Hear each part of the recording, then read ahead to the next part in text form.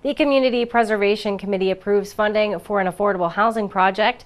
Improvements are on the way for the skate park at the Hyannis Youth and Community Center.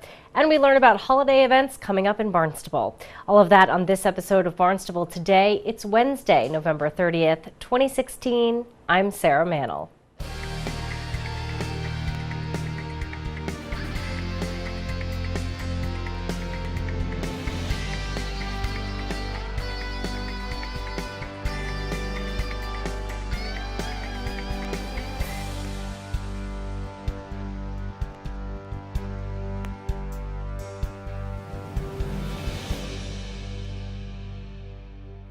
The Community Preservation Committee approves spending $75,000 to continue an affordable housing program.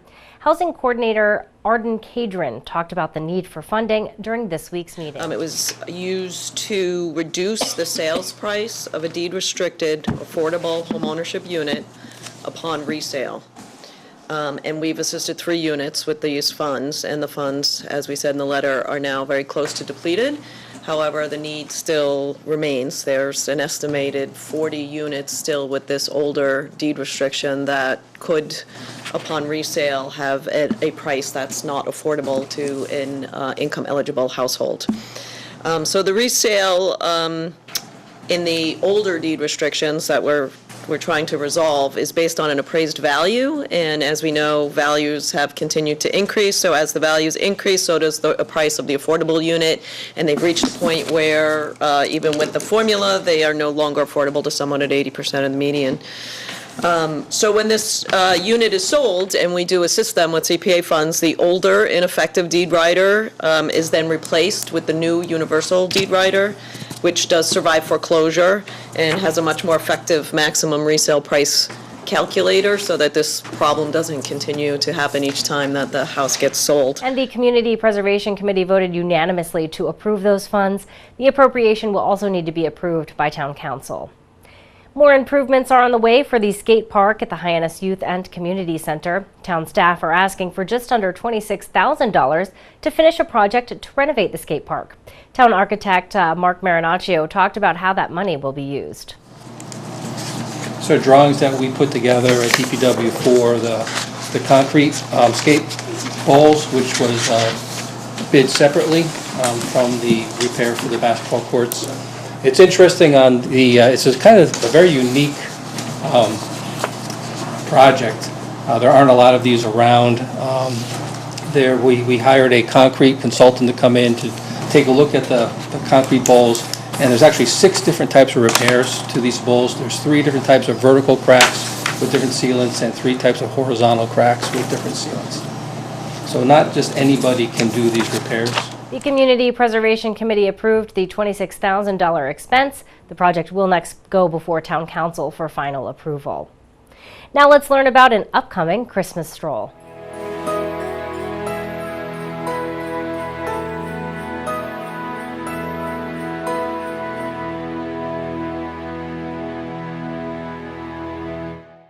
Marston's Mills is very communal.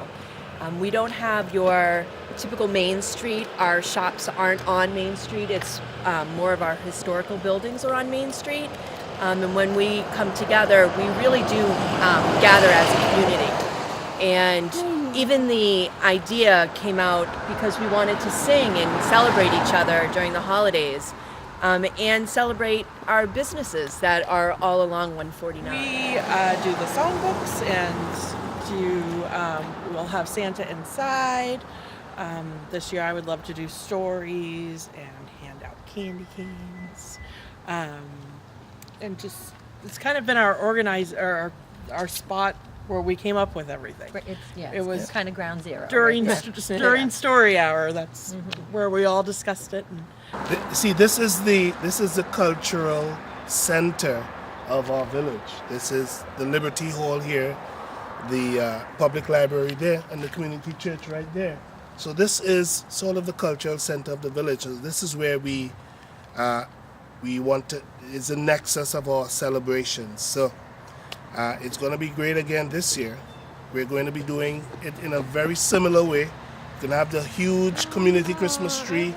We're going to decorate it. It's going to be lighted. and we're going to have the community sing-along. All the businesses participate. They start out at the church. They get a brown paper bag with a sticker on it that Lindsay makes up. It gives you the businesses that are participating. So you might get a cup or a cocoa or a candy cane or a chocolate covered pretzel or a cookie or a little flashlight.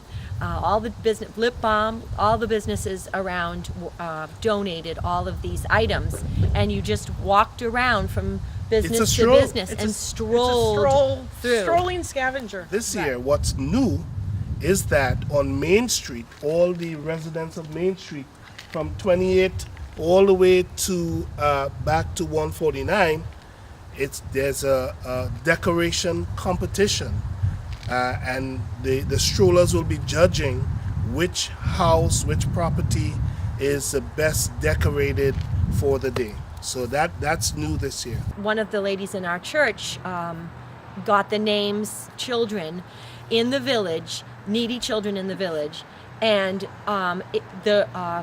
we made hearts. The little heart on the tree would say boy size 5. So and needed socks. So you would go to the store and just get socks for a boy, not wrap it, and then put it under the tree. And it took about 2.5 weeks to gather up those items. So we're going to be doing that again this year. It's a community helping the community. Giving back. And giving back, which is something that I think we do a lot, what we want to teach our children how to do. Absolutely.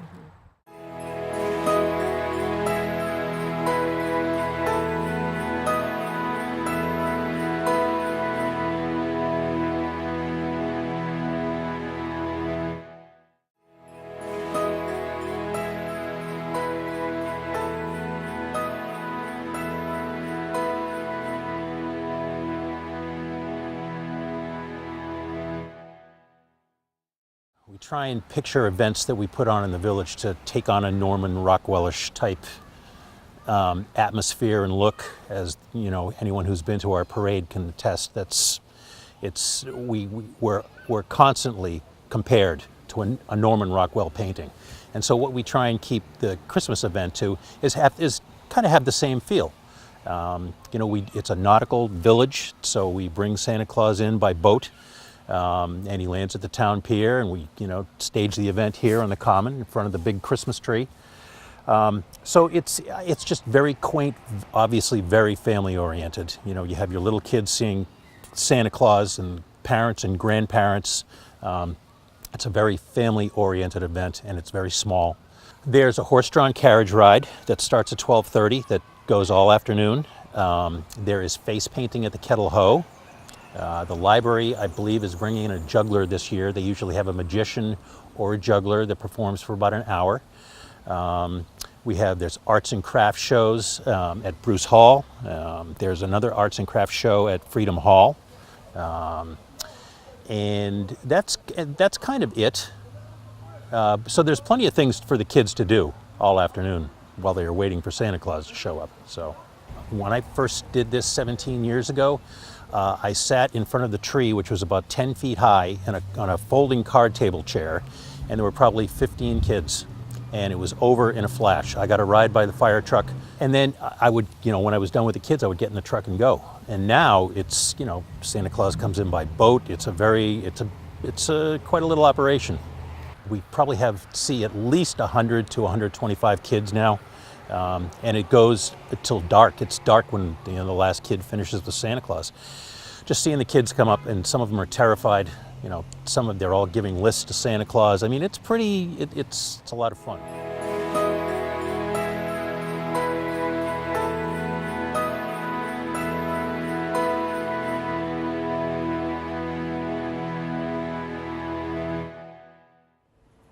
Well, be sure to tune in to our hour-long news program, Barnstable This Morning, weekdays at 8 a.m. On tomorrow's show, we will chat with Town Council President Jessica Rapp-Grassetti. We'll talk with Cape Cod Regional Transit Authority Administrator Tom Kerr. Plus, we'll have all the news and information you need. For Barnstable Today, I'm Sarah Mannell.